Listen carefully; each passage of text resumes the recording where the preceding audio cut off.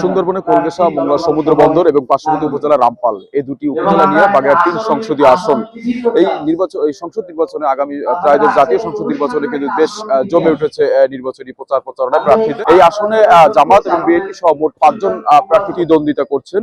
সেসব প্রার্থীদের কিন্তু জনতার মুখোমুখি করছে সুশাসনের জন্য নাগরিক সুজন। সেই জনগণের যে প্রশ্ন, সরাসরি সেই প্রশ্নের উত্তর পর্বে আমরা চলে যাব।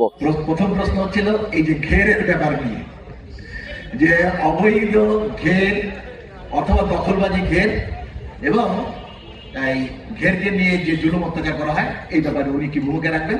2 নম্বর ছিল মাদকতা, এই মাদকতা বিরোধী উনি কি ভূমিকা রাখবেন। ঘেরের ব্যাপারে যে প্রশ্নগুলো আসছে ভেরি সিম্পল। আমি যদি সুযোগ পাই এই জনপদে কোন মানুষকে আমি অবৈধভাবে ঘের করার সুযোগ দিব না।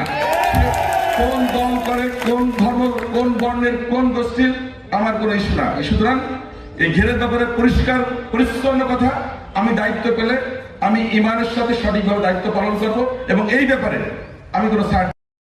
দ্বিতীয়ত, আমাদের জনপদের যে মাদকাসক্তি, এটি সব জনপদে আমি যখন উঠোন বৈঠক করেছি আমি জানতে পেরেছি এই ব্যাপারে জিরো টলারেন্স, কোনো সুযোগ নাই।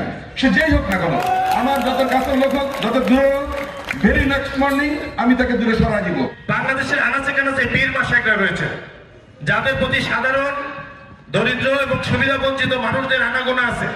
এই পীর মাশায়েখরাও জামাত ইসলামী মূল্যবোধ নিয়ে সন্দেহ পোষণ করে। এদেশে যে সমস্ত মাজারগুলো রয়েছে সেই সমস্ত মাজারের যে একটি সাংস্কৃতিক ব্যবস্থা আছে এবং সুফি সাধকদের কাছে মানুষ বিশ্বাস করে, সেই সমস্ত জায়গায় সন্দেহ আছে। এইগুলোর সাথে জামাত ইসলামের ভবিষ্যৎ রাজনীতি বিধিক সাংঘর্ষিক কিনা এবং এইগুলো যে সমস্ত মানুষরা সন্দেহ পোষণ করে এইগুলো কিভাবে দূর হবে এই বিষয়টাই জানতে চাই। আলেম ওলামাদের সাথে মৌলিক বিষয় আমাদের কোনো বিতর্ক।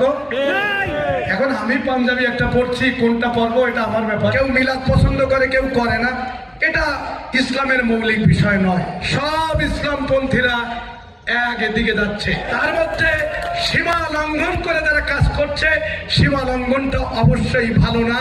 আরেকটু কথা বলতে চাই, সেটি হলো দরিদ্র মানুষের জন্যই আমরা সবসময় কাজ করি, মানবিক কাজ করার জন্য আমরা সবসময় প্রস্তুত। এদিকে যেসব প্রার্থীরা জনগণের প্রশ্ন শুনে যেসব অঙ্গীকার করেছেন, জিতে আসা সেই প্রার্থীরা শেষ পর্যন্ত সেই অঙ্গীকার বাস্তবায়ন করে কিনা সেটি এখন দেখার বিষয়।